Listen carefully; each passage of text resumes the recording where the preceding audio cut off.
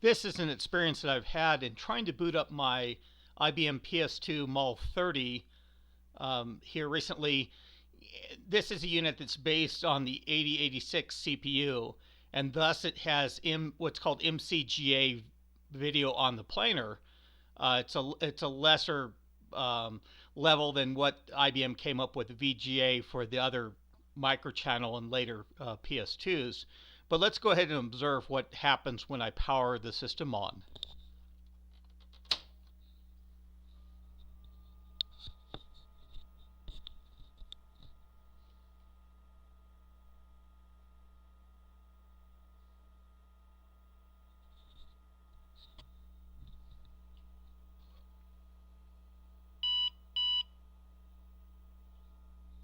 Okay, and you're seeing a little bit of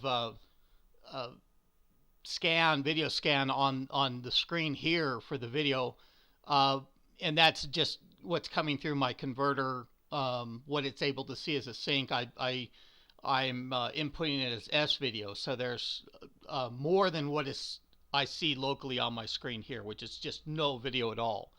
The system gave me a double beep, and the screen looks blank. So I know the sequence now to go through and recover from this. What I'm just going to try and do is press the F1 key on the keyboard. The system beeps once again. The video that you see does change. Again, I have no indication here locally on any change on the screen at all. It still is blank. But I'm going to go through and go through the sequence of pressing the F1 key again. Okay, and I don't have a hard drive attached to the unit in this instance. It's just a diskette drive that's empty. There's no boot diskette at all in the system. So I see diskette scans, of course, or diskette seeks. It goes through and tries to find a floppy diskette in the drive. Then that stops, and assumably the system is just dropping over to ROM basic now, even though I don't see anything on the screen. So what I'm going to try is what's called a warm boot, and that is just by pressing the sequence of Control-Delete on the keyboard. Okay, and we saw a brief video on the screen. We got the dual boot again, and this time with the video, we kind of see that the system is prompting for to set the time and date. This is the latest Model 30 BIOS by the square clock animation that's shown over on the right. The earlier BIOS versions did not have that. So I'm going to go through and I'm going to follow the system prompts to press the F1 key. After that single boot, it does give us the automation on the screen showing us that it wants a diskette in the drive. And this is a little bit more, I believe this is a little bit more animated than the earlier Model 30 BIOS had as well. And it's prompting again, once you've inserted the diskette, to press the F1 key again. I'm not going to insert any diskette, but I'm going to press F1, and it cycles over to ROM basic. So I'm getting a full display on the screen now after I did that warm reset. But I had to go through the conditions where the system had to be kind of complete with whatever boot process. So the F1 keys pressed and everything else as expected for it to go through and effectively reset what I believe is the register on the planar that basically turns that MCGA controller on or off. And so as you may have seen in a recent 8-bit guy video on YouTube, he has an executive workstation that is brand new in box. He goes through to the surplus location that's about an hour away from where he lives, and they loan him a system that he takes home and tries to get running. On the video you can see it's entirely based on the Model 30 on the inside. It's an older, what they call the P-planar Model 30, but it does have the latest Model 30 BIOS, just like I have here on this system. And on his video, the system goes through. He doesn't get any video. When he turns on the system, he gets a double beep, and that's it. And so he then, of course, tears into the system. Uh, it has stopped him cold in the making the video, and he goes through and makes some very bad decisions from there to go through and short the power supply on the unit, which goes through and knocks it out. He goes through and goes down to the hardware store, doesn't find, he finds the replacement fuse to take home, but then he realizes he can't get in the power supply. He dremels open the power supply, replaces the fuse, and still doesn't get any further with the system. He's going through and powering it on,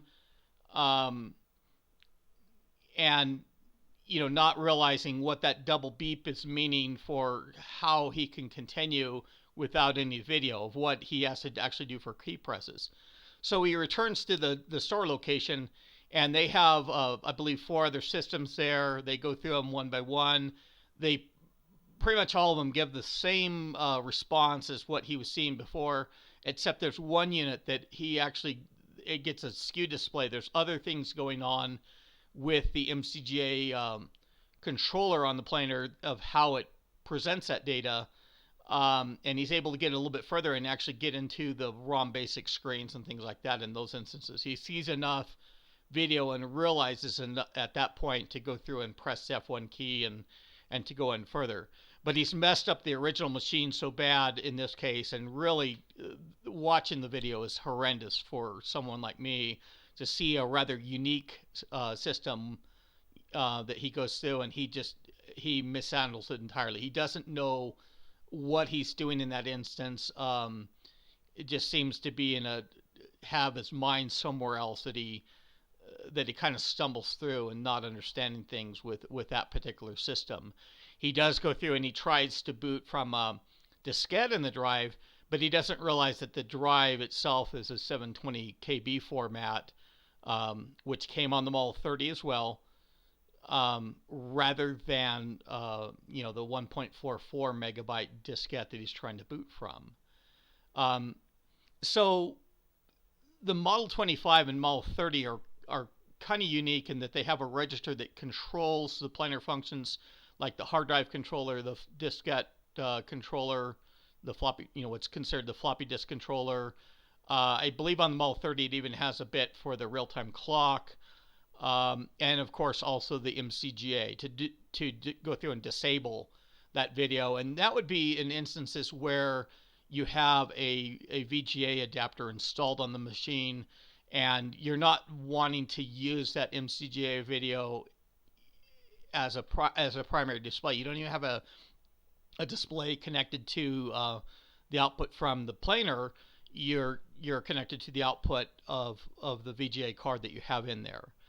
And the Model 25 and Model 30 at the 8086 level are unique systems that they go through, and rather than like dip switches set on the motherboard like the XT and AT systems would have, or CMOS in this case of the configuration, the Model 25 and 30, they have a just that register that controls the planar functions, but it configures itself on boot up every time. It goes through by equipment detection. It knows basically what planar features to turn off or turn on, and that register is non-volatile, so it actually goes through, or excuse me, it is volatile.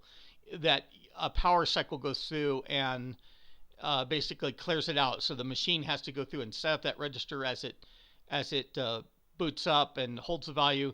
If that's misset in this instance, where you go through and you have you write to that register and turn off a certain feature that you don't intend to, like video, all you do is you just power cycle the system, and that causes that the register to be reset, so the system detects and properly annotates that register of what planar features to turn on again.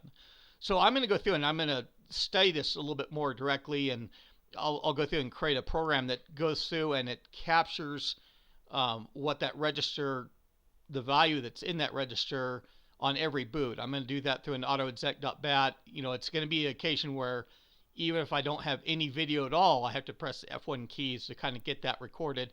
Now, I'll have to have a hard drive in this instance connected to the system just to kind of show, or a place to store in a file of all those subsequent boots, so I can kind of go through all those samples and see on okay, this time was a cold boot, video didn't come on, what was the register, what was the value in the register. This time was a warm boot, video came up, what was the value in the register, and kind of go through from there to see if I can pin this down a little bit more. Now, it is interesting that I didn't experience this issue for all the decades that I've had my Model 30, although in a lot of that period of time I had a VGA card in there. They called the PS2 display adapter, and it was a way that IBM created for, in this case, the Model 30 to have VGA in there as well.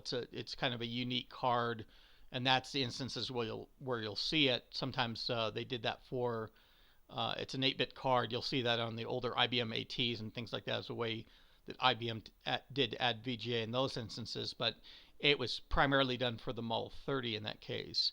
And so I may not have seen, but I haven't heard anything about this particular issue of the MCGA video dying like this in all those decades from anybody else until rather recently. And that's what got me to understand what was happening very quickly, in that I had a friend that experienced the same sort of thing when he was going through and working with his system.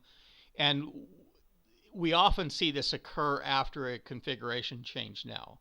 If we go through and we plug in a hard drive or something else, and then we see the system kind of kick that up, but that 8-bit register contains all the values of even an instance of the hard drive controller being active as well. So it may be to where that it's just what is called register rot, or it's the machine not handling that register quite so well now that these chips have aged for so long. It's been 23 years since the Model 30 was released with the initial PS2s back in 1987. So that issue could be happening to where it's just not handling that instance of a configuration change quite as well for the unique way it does that. And this is the result that we see. So there'll be more videos later. I'm doing a few video clips just to kind of see and set the parameters and show what's happening. I'll have other videos later on where I actually do webcam pictures and stuff like that, and maybe a little bit more commentary as it goes through, so you guys are not just looking at mainly a black screen and that's it for the ROM basic running. But that's all for this time. I've covered a lot of the background that we've been seeing, and I'll have a further, more elaborate video production at a later point in time. So thank you.